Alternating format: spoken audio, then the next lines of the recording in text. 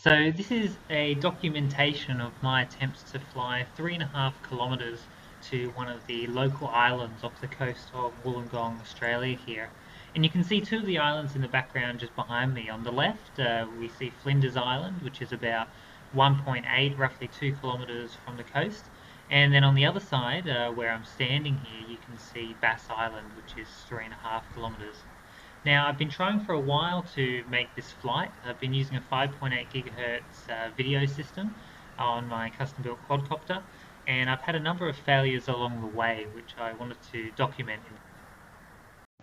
So in my first attempt here, I was using a 5.8 gigahertz RSSI antenna tracker, where we use three 9-turn helical antennas to essentially point our main antenna, the center one, at the aircraft, dependent on the RSSI intensity on the two outer 9-turn helical antennas.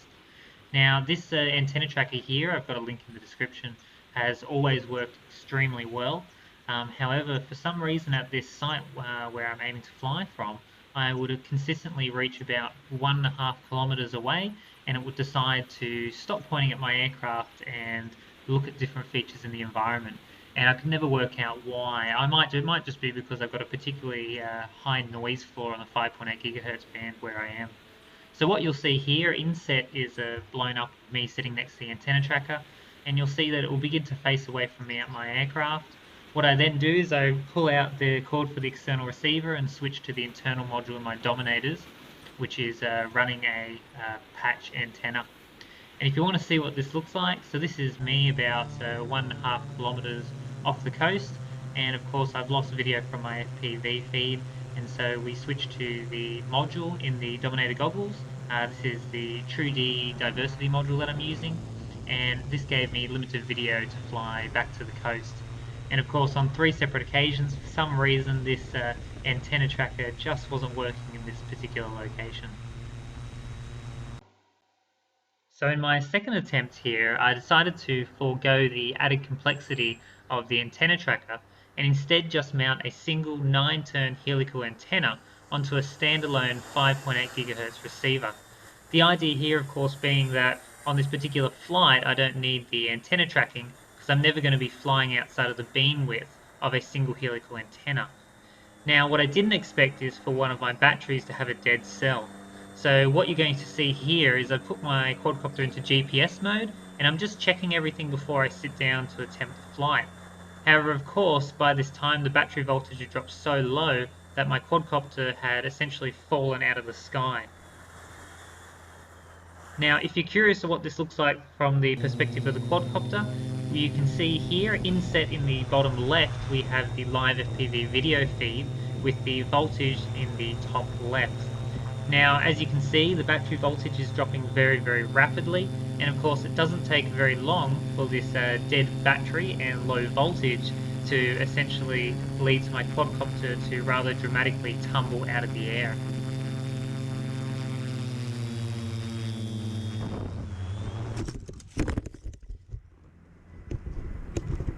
So this brings me to my third attempt to fly to the island. Now in this third attempt, I'm still using a single 9-turn helical antenna and a standalone 5.8 GHz receiver. And the receiver I'm using is just the Aomway 5.8 GHz receiver and built-in DVR. The quadcopter that I'm using to make this flight, we have 15-inch props, a 4-cell 10,000 mAh LiPo, 600 milliwatt 5.8 GHz video transmitter, and I'm using an easy UHF control link. Now this entire setup gives me a flight time of about 25 minutes. So when I say flight time, I mean hover time. Now to get to the island, I anticipated to travel a bit more than 3.5 kilometers, so 3.7 kilometers there and 3.7 kilometers back.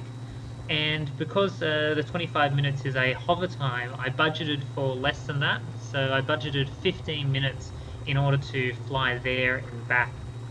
Now, assuming the worst, assuming that I run into a failsafe when I'm at my maximum distance, so 3.7 kilometers, it's going to take roughly about 8.8 minutes for my quadcopter to return to its home position.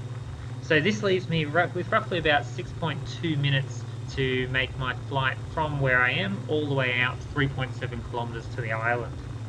Now, looking into this, I would need to be traveling at 10 meters per second or faster, or that's roughly about 35 kilometers an hour or faster to make my way out to the island. And this turned out not to be a problem at all. For this particular flight here, I was waiting for particular conditions, so very, very low wind, and what wind there was, I was hoping for this to be blowing towards the coast. So that way I'm flying into the wind, and it will take less energy for me to fly back towards home. So just speeding it up for you, this whole flight out to the island actually only took about 5 minutes, because I managed to average probably about 13 to 14 meters per second on my way out there.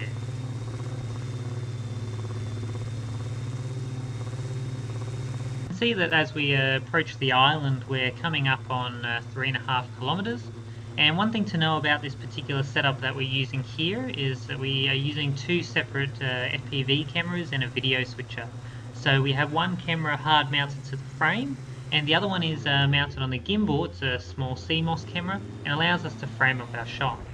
Now, this is Bass Island here, and once I arrived at the island, I didn't stay for very long at all.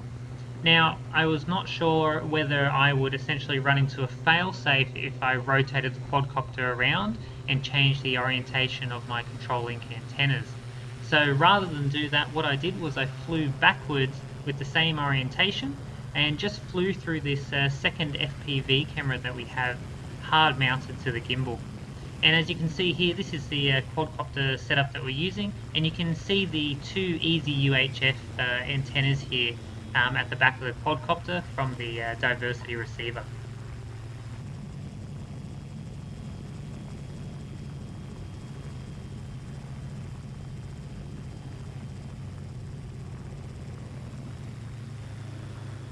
So I flew backwards until I reached about 1.5 kilometers, so this was where the antenna tracker was failing.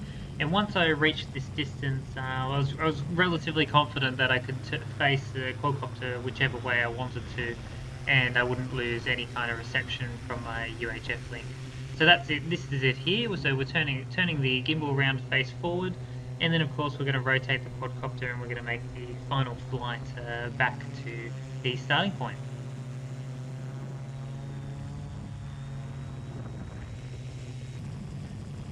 So thank you very much for watching, and I hope you found this interesting. It certainly was a fun experience.